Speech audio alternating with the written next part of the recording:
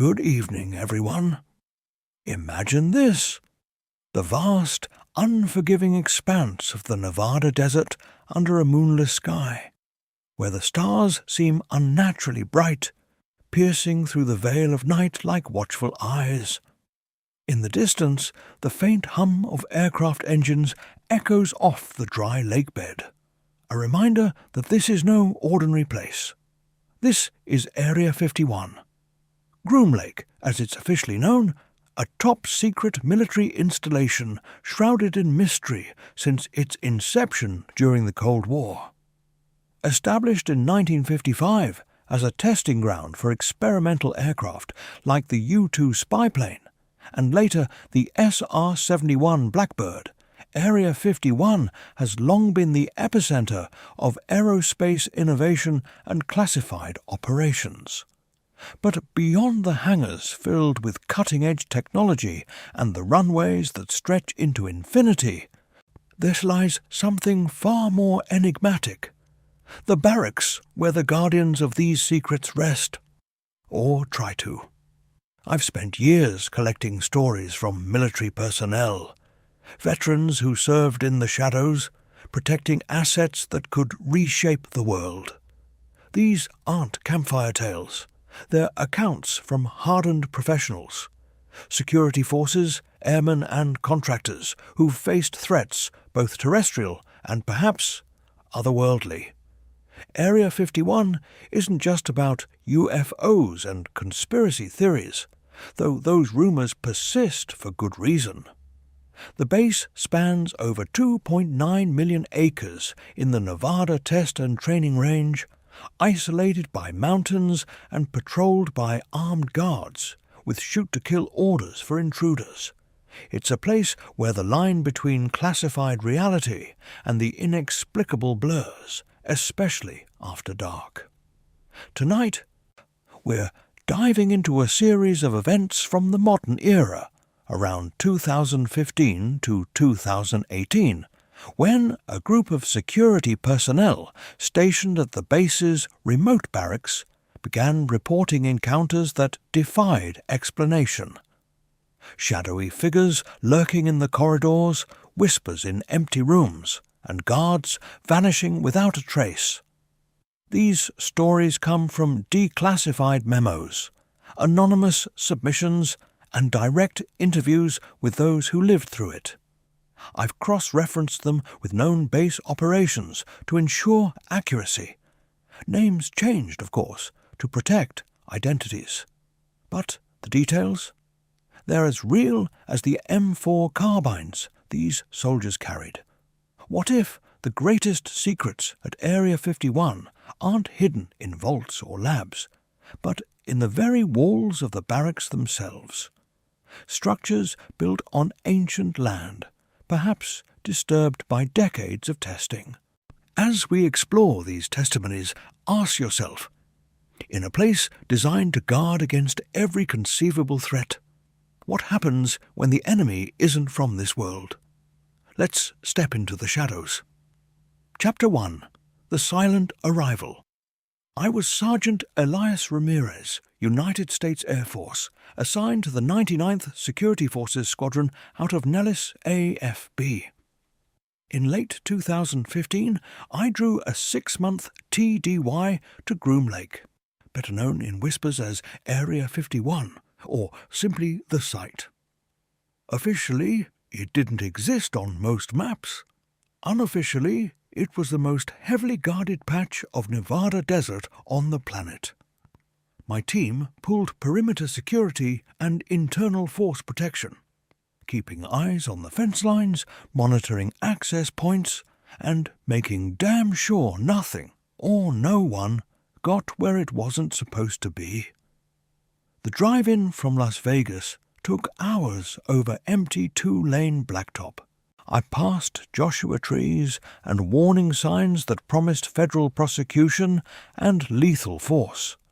We rolled up just after dusk in a convoy of white government Tahoes, dust caking the windshields.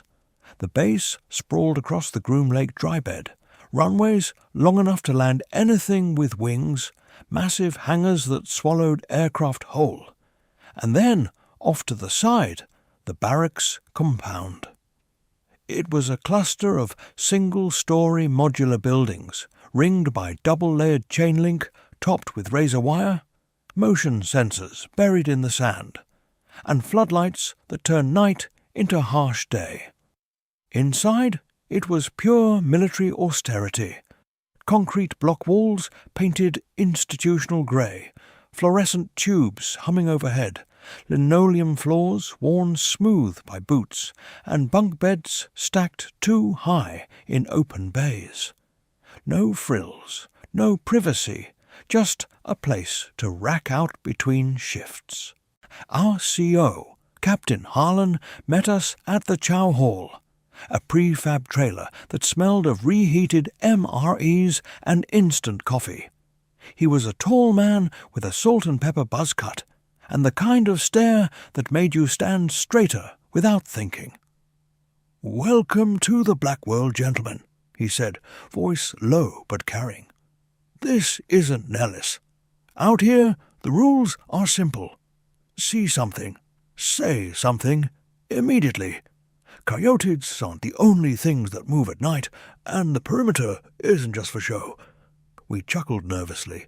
New guy hazing, right? Harlan didn't smile back. I drew room 217 in Barracks Block B. 4-man room. Me on the lower bunk nearest the door. Corporal Jenkins, a lean, quick-talking Texan with a perpetual half-grin. Across from me, Specialist Torres, our squad's comms specialist, who could troubleshoot a SATCOM blindfolded. On the top bunk, above Jenkins, and Airman First Class Lee, straight out of Lackland and Tech School, still smelling faintly of boot camp, taking the last rack. We unpacked TA-50 gear methodically, plate carriers hung on hooks, Kevlar helmets stacked, M4s locked in the wall rack, sidearms secured in personal safes. The lockers groaned when opened, metal protesting like it hadn't been touched in years. First shift hit that same night. Graveyard, 2,200 to 0600. We mounted up in a sand-coloured Humvee, NVGs flipped down, scanning the endless fence line that stretched into the black. The desert wind howled through the yucca and creosote, carrying faint whiffs of jet exhaust from distant test flights. Out there, everything felt normal. Routine patrols, radio checks every 15 mics, the occasional jackrabbit caught in the headlights. But back at the barracks for our mid-shift break, around 0200, the atmosphere shifted. I stepped into the common area for coffee, black scalding from a battered urn. The place was dead quiet, except for the low drone of the AC units fighting the dry heat. No chatter from other shifts, no distant music, nothing. Then I heard it. A slow, deliberate scrape, like heavy boots dragging across concrete, coming from the darkened hallway leading to the unused Wing C storage wing. The sound echoed oddly, as if the corridor was longer than it should be. I set the mug down, hand dropping to my M9. "Who's there?" I called, voice steady but louder than intended. No answer. I keyed my radio. "Watch. This is Ramirez in Barracks B Common. Possible movement in Wing C corridor." The duty NCO came back calm. "Negative contacts on sensors, Sarge. Probably wind or settling. Still, protocol is protocol." I flicked on my tack light, beam cutting through the dim emergency lighting. Jenkins appeared at my shoulder, already drawing his sidearm. "You hear that too?" he whispered, eyes wide. We moved down the hall together, stacked, weapons low, clearing corners like we'd done 1,000 times in training. Doors to the storage rooms were padlocked, dust undisturbed on the handles. No footprints, no forced entry. The scraping had stopped the moment we started moving. We swept the entire wing, empty crates, old filing cabinets, a few forgotten pieces of Cold War-era equipment covered in tarps. Nothing. "Building settling, like the man said," I muttered, though the hairs on my neck stayed up. Jenkins holstered his weapon, but didn't relax. "Felt wrong, Sarge. Like it was watching us." We logged it, got shrugs from the watch desk, and returned to patrol. By Revela, the incident felt small. Fatigue, desert tricks, imagination running on empty. We crashed hard after shift, bunks creaking under our weight. But as I lay there, staring at the underside of Lee's rack, the unease settled in my gut like lead. That scrape wasn't random. It was deliberate. And in a place built on secrets, where the walls themselves held classified history, I couldn't shake the feeling that something, or someone, had just welcomed us in the only way it knew how. What if the barracks weren't empty when we arrived? What if they'd been waiting? Chapter 2. Whispers in the Dark. 2 weeks into the rotation, the barracks started talking back, and I was pulling internal security that night.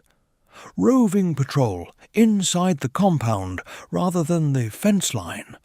Graveyard shift again, 2,200 to 600, but this time on foot through the corridors instead of riding in the Humvee. The exterior patrols were straightforward. Scan the wire, check sensor pings, report any heat blooms to the watch center. Inside, though, the rules felt different.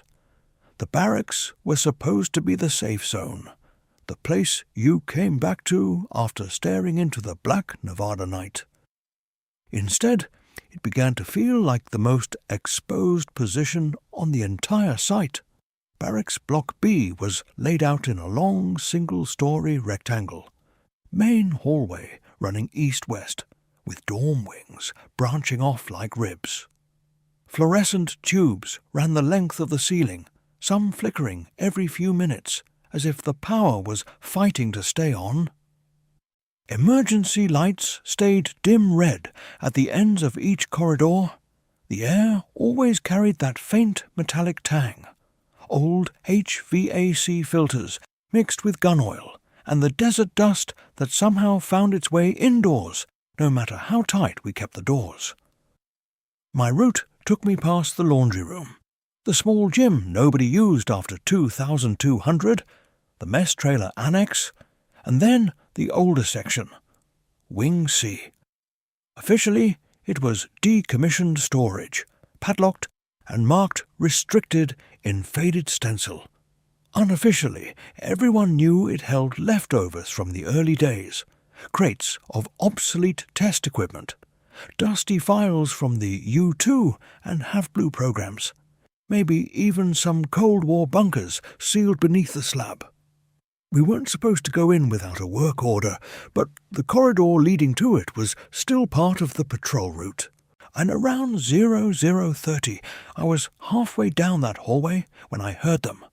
Low voices, muffled, overlapping, like a conversation happening behind thick glass. Not English, at least not at first. The cadence was wrong, the consonants too hard, almost guttural. It reminded me of old Pashto dialects I'd heard on deployment, but colder, older. I stopped dead, ear pressed to the nearest storage door. Nothing visible through the small wire-glass window, just shadows and stacked crates. I keyed my radio softly. Watch Ramirez, possible voices in Wing C corridor, vicinity room 312, request status check. Static for a second, then the duty NCO. Negative personnel in that wing, Sarge. Sensors show clear. You got a visual? Negative. Auditory only. I swiped my CAC card on the reader. Green light, lock clicked. I pushed the door open slow. M9 already in hand. a tack light mounted under the barrel. The room was freezing. Not just cool, Arctic. My breath fogged instantly. The overhead bulb buzzed once and dimmed to half strength. I swept left to right, metal shelving, tarped shapes, cardboard boxes labelled in block letters from decades ago. Empty. No heat signature on my NVGs clipped to the helmet. But the voices hadn't stopped. They were clearer now, right behind me. Leave! Now. 2 words, unmistakable, spoken in perfect American English. But the voice wasn't human. It was layered, like multiple people saying the same thing at slightly different times. I spun, light beam whipping across the room. Nothing. The cold pressed against my skin like wet hands. I backed out, door closing with a pneumatic hiss. Jenkins was waiting in the main corridor, weapon drawn low. You good Sarge. You look like someone walked over your grave. I told him what I'd heard. His grin vanished. I heard something too, last night in the showers. Thought it was you or Torres screwing around. Sounded like someone muttering my name. We cleared the wing together.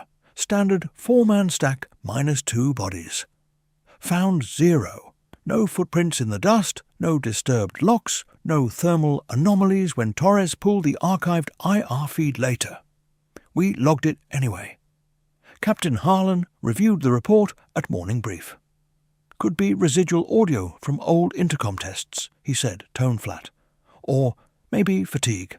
Hydrate, sleep, stay sharp. We don't chase ghosts. We chase intruders. But the whispers didn't stop. They changed.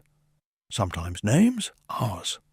Sometimes fragments that sounded like warnings. Below, deeper. They see. Lee started waking up sweating. I claiming something stood at the foot of his bunk, just watching. Jenkins laughed it off at first, called it barracks gremlins. But I saw how he checked corners now, how his hand never strayed far from his sidearm, even off-duty. One night I woke to silence, complete unnatural silence. No AC hum, no distant jet noise, no breathing from the other bunks. Then, from the darkness above me, a single whisper directly into my ear. Elias. I came off the rack so fast, I cracked my shin on the frame. Weapon up, light on, room empty. The others stirred, groggy. Torres sat up. You hear it too? I nodded. None of us went back to sleep that shift. The barracks weren't just old, they were awake, and whatever lived in the walls had started saying our names like it already knew who would leave and who wouldn't. Chapter 3. Shadows on the Perimeter. By the end of month 1, the whispers had given way to something more tangible, something we could almost see. I was paired with Jenkins on exterior patrol that night, standard 2-man mobile security detail along the inner fence line. We ran the circuit in one of the up-armoured M1151 Humvees, thermal camera mounted on the roof, FLIR feed piped to the dash screen, M4s racked between the seats, sidearms holstered, but ready. The perimeter at Groom Lake wasn't just a fence. It was layered defence in depth. Double chain link with concertina coils on top and bottom.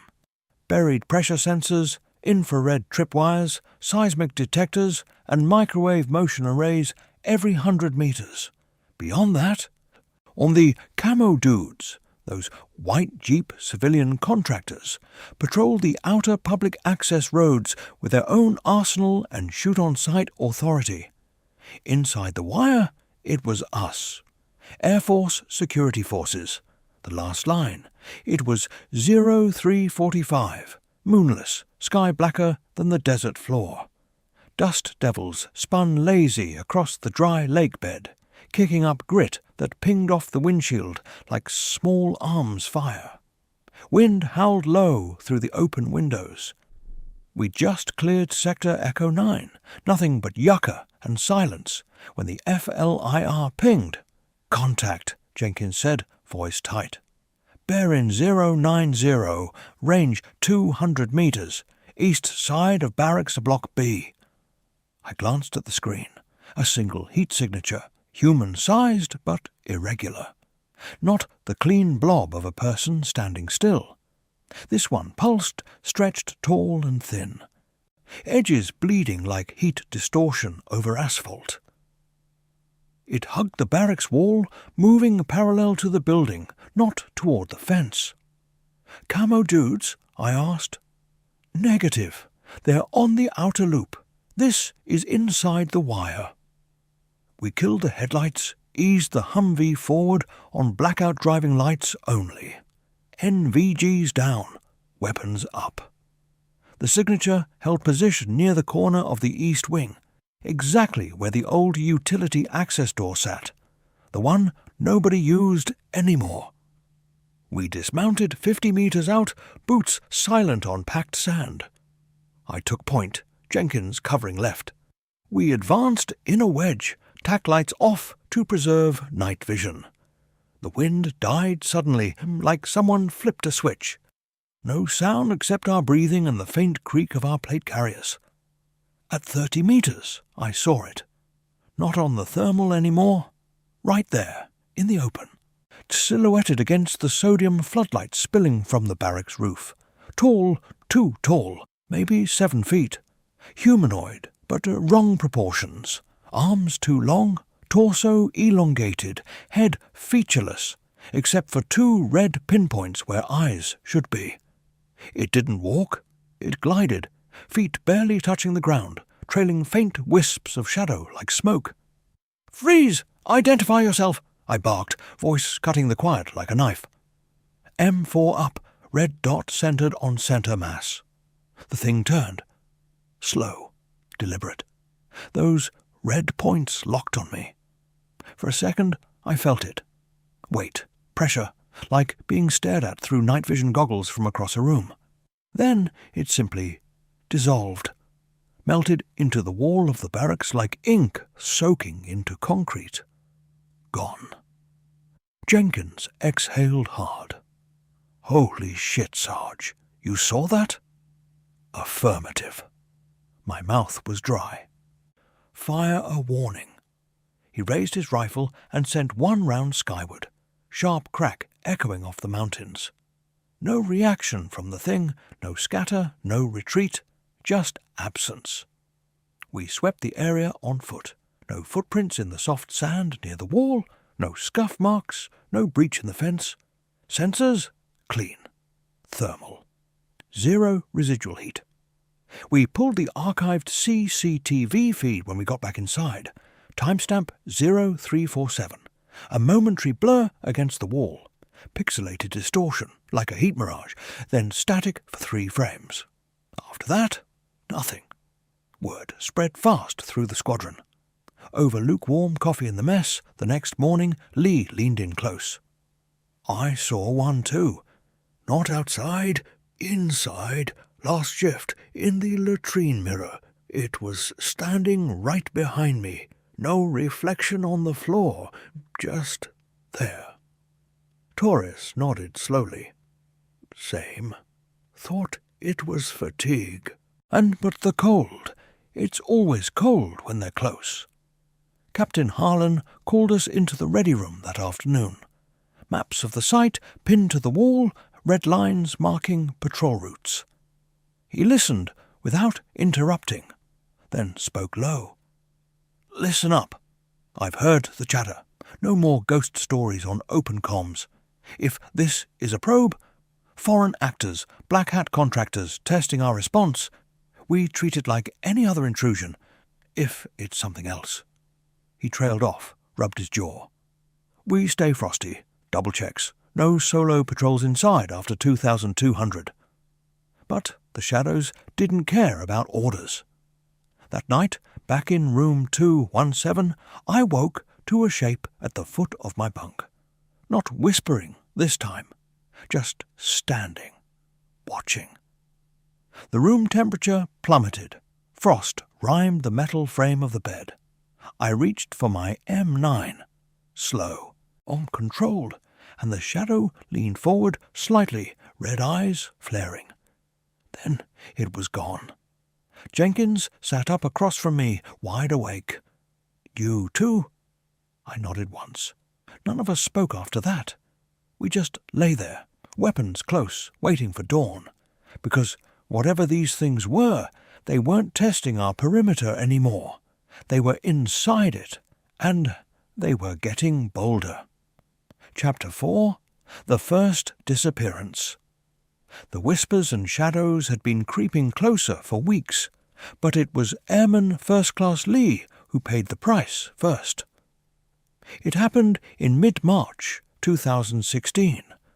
Our rotation was nearing the halfway mark, and the barracks had become a place none of us wanted to be alone. Lee was still the newest, barely 20, eager, always volunteering for extra duties to prove himself.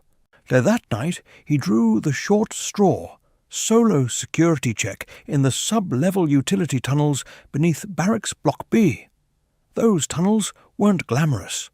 They ran under the entire compound, concrete-lined corridors for water mains, power conduits, HVAC ducting, and emergency egress routes from the older sections.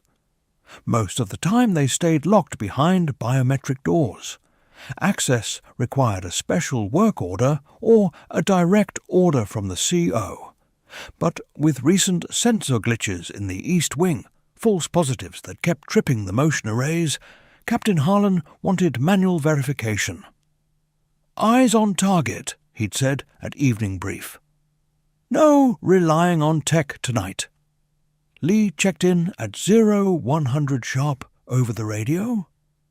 "Watch, this is Lee in sub-level access point Bravo. Entering tunnel section 7, all secure so far. Proceeding to junction Delta."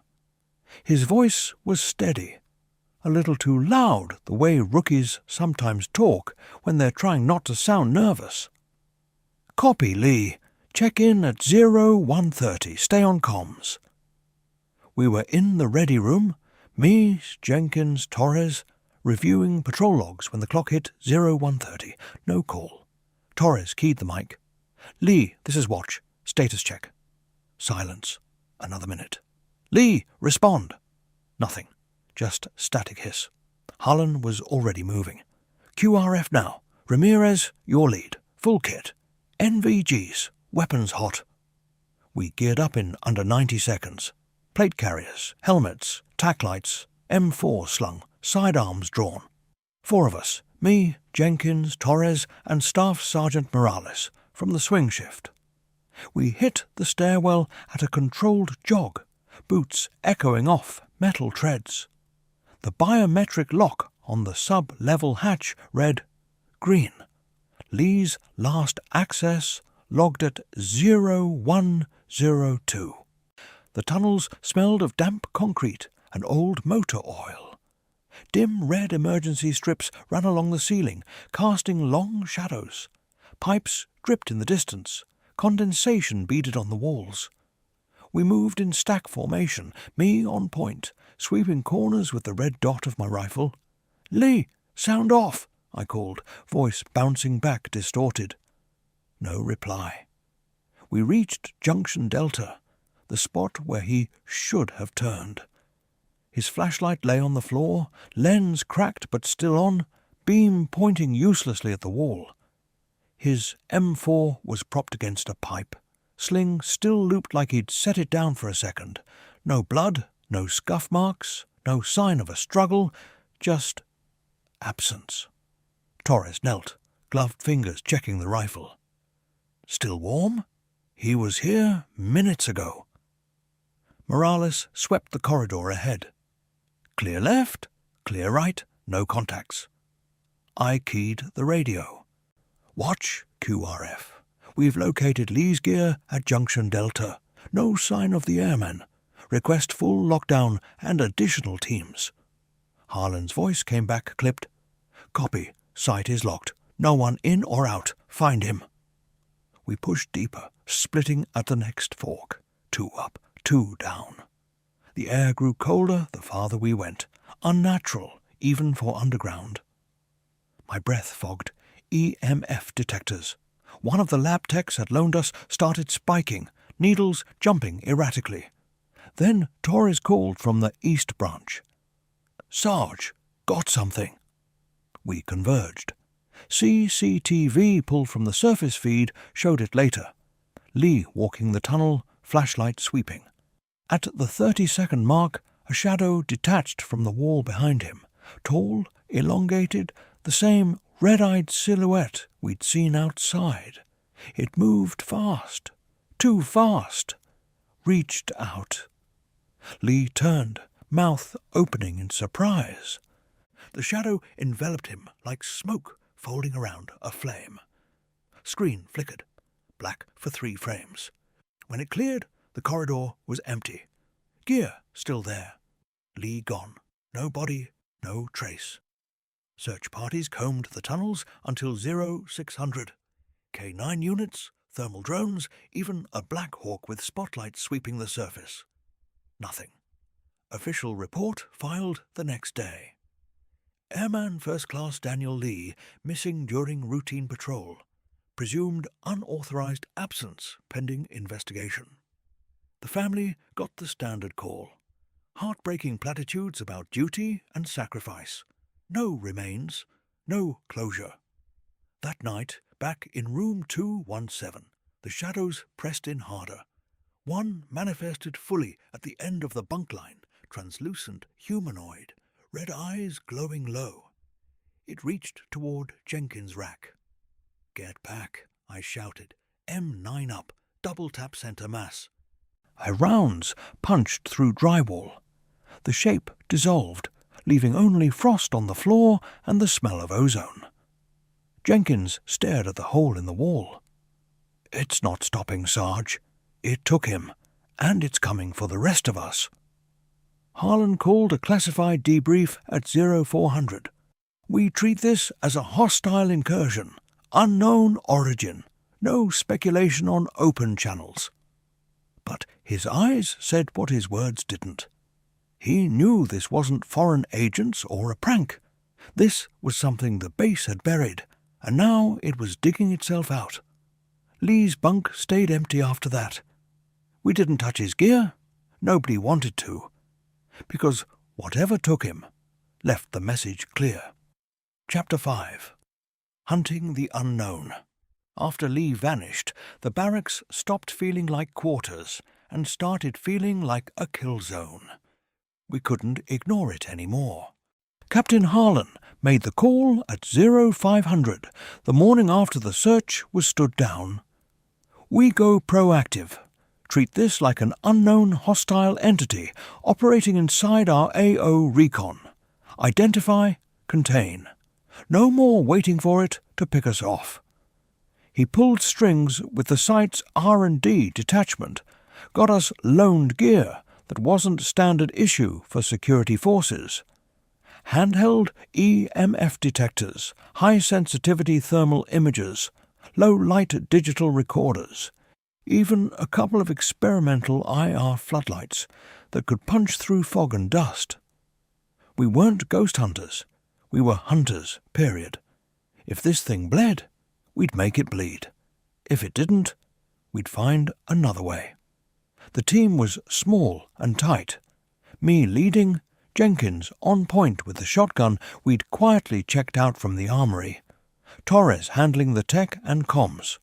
Staff Sergeant Morales covering rear security. And Tech Sergeant Klein from maintenance, who knew the sub-level schematics better than anyone, acting as guide. 5 of us. Full battle rattle, plate carriers loaded, extra mags, chem lights taped to rails, NVGs flipped up for now.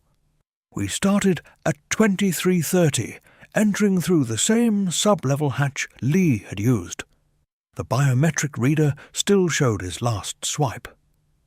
Klein led us down the main utility corridor, past the junction where we'd found the gear. The air was colder here than before, thick with condensation that dripped from overhead pipes like slow rain. EMF detectors chirped almost immediately. Steady climb from background noise to red-line spikes every few steps. "Anomaly density increasing," Torres whispered, eyes on his tablet. We're walking into a hotspot. At the first major intersection, labelled Section 9 Storage on faded yellow signs, the EMF went haywire.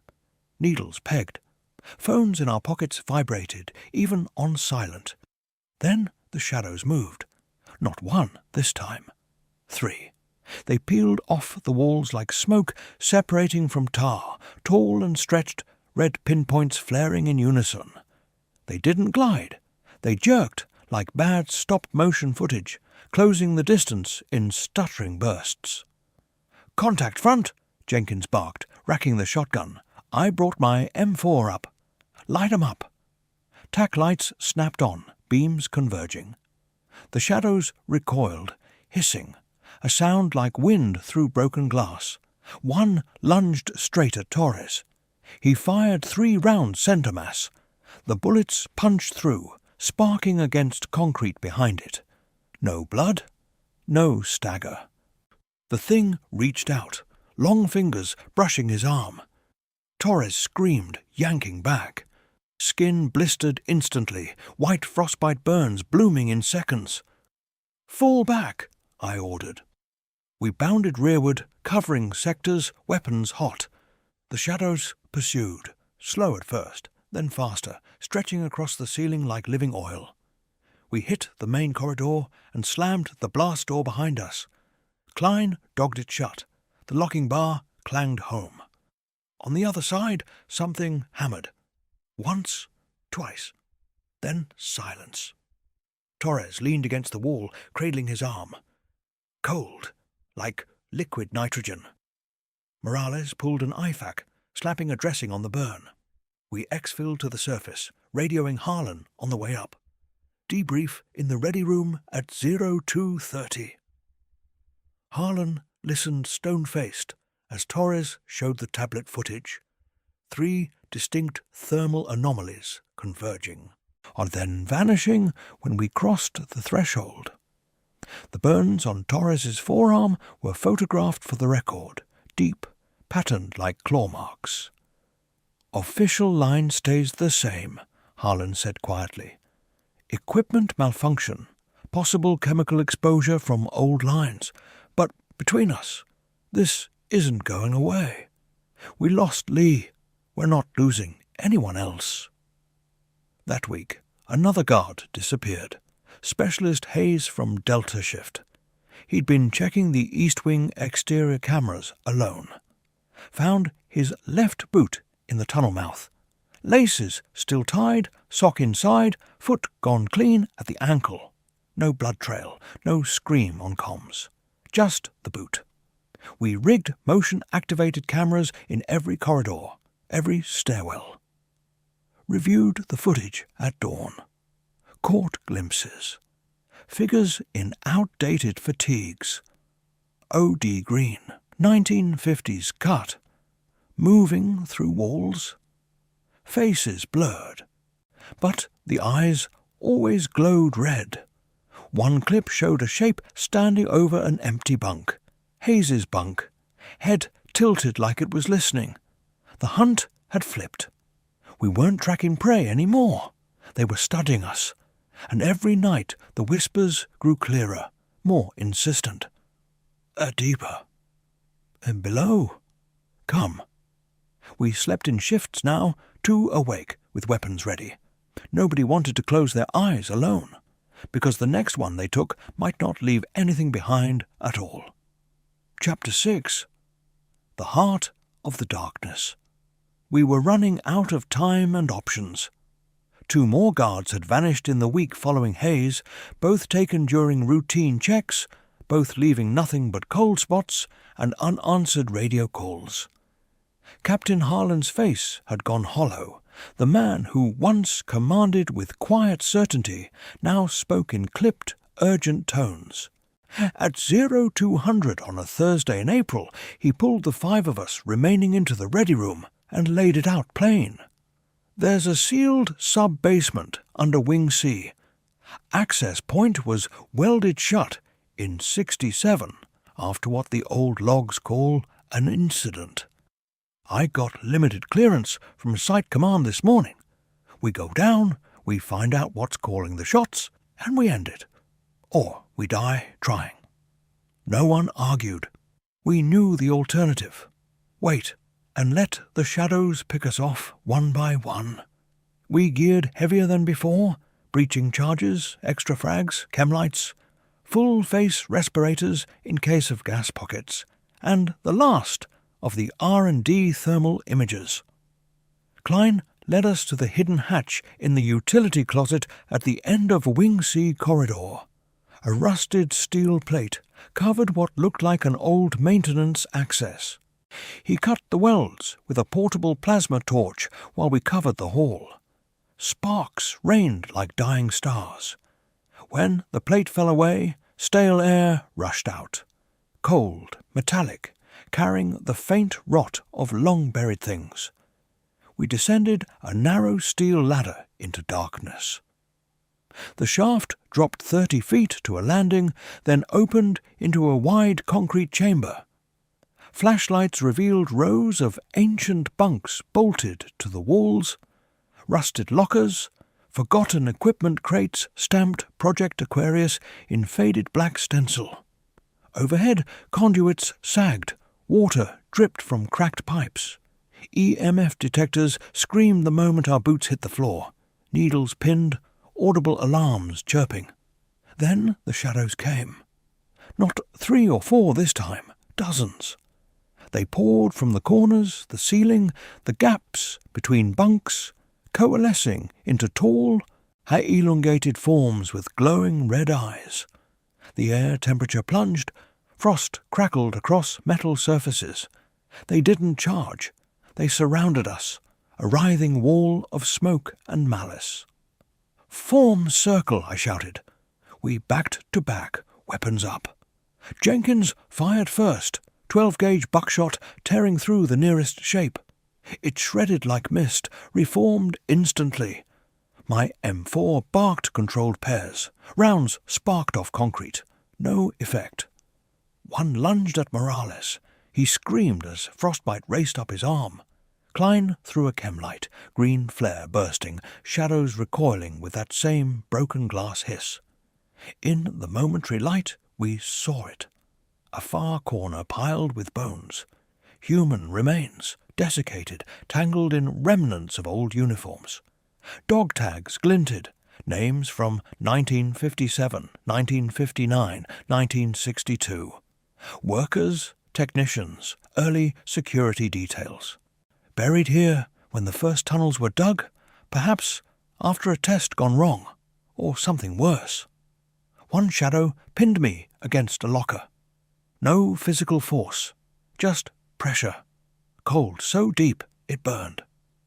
Visions flooded my mind, blinding white flashes of atomic tests miles away, ground shaking, men screaming as radiation cooked them from inside. Then silence, then entombment.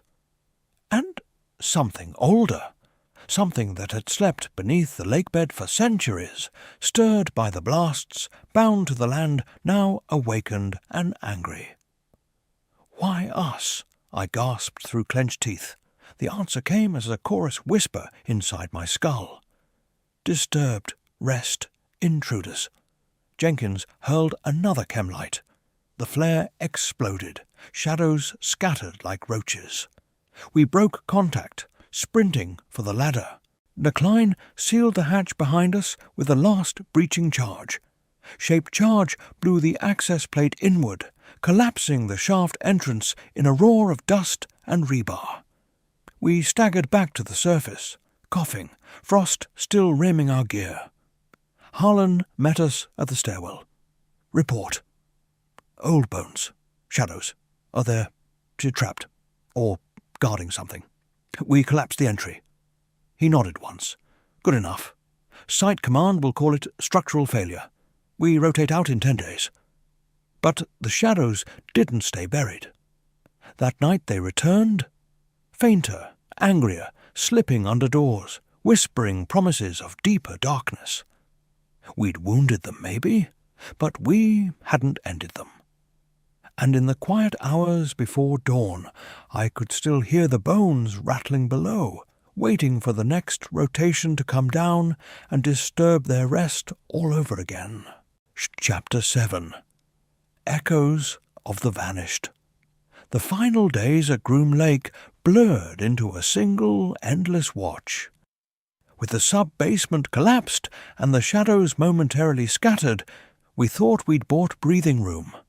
We were wrong. They came back quieter at first, faint shapes in peripheral vision, cold drafts in sealed rooms, whispers that sounded almost like radio static. But boldness replaced subtlety fast. By daylight now, shadows lingered in corners of the mess hall where sunlight should have burned them away. Guards reported figures standing motionless at the end of corridors, red eyes fixed, unmoving until you blinked, then gone. Captain Harlan disappeared on the night of April 28th. He'd insisted on a solo walkthrough of Wing C to confirm the breach was holding. "I need to see it myself," he told me, voice flat. "No backup. If something's waiting, better 1 than 5. We argued. He overruled. Last transmission at 23:47. "Watch Harlan entering collapsed access. All quiet." Then nothing. No scream, no distress call. We found his flashlight rolling gently at the foot of the sealed shaft. Lens intact, beam still on. Batteries fresh. His M9 lay beside it, magazine full, 1 round chambered. No blood, no sign of struggle. Just Harlan, erased. I assumed temporary command. No one moves alone. Buddy system, weapons hot, comms every 5 mics. We doubled the interior patrols, rigged trip flares across key hallways, even pulled chem lights from every locker and strung them like Christmas lights. It didn't matter. Torres slipped away 2 nights later. We found his notebook open on his bunk, last entry scrawled in shaking hand. They're calling me below. Not angry anymore. Tired. They want company. His rack was cold when we checked. No footprints leading away. No thermal trace on the cameras. Just gone. Jenkins and I made our last stand in room 217 on the final night before rotation out. We barricaded the door with bunks, sat back to back on the floor, weapons across our laps. The shadows came at 03:15, bold, coalesced, filling the room like black water rising. They pressed against the walls, the ceiling, the windows, red eyes multiplying until the darkness itself seemed to stare. "This ends tonight," Jenkins said, voice steady for the first time in weeks. He'd rigged a small-shaped charge from demo stock we'd quietly requisitioned, enough to blow the remaining access hatch wide and flood the sub-level with daylight if we could reach it.